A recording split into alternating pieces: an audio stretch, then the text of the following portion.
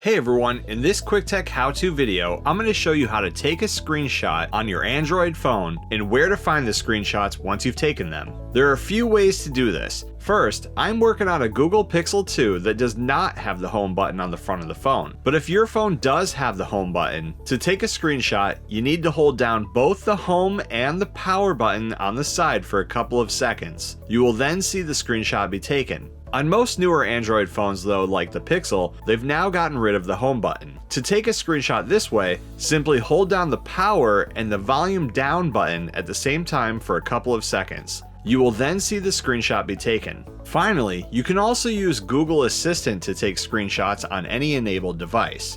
All you have to do is activate Google by saying, "Okay Google," or on the Pixel by squeezing the phone and saying, "Take a screenshot." Alright, taking a screenshot.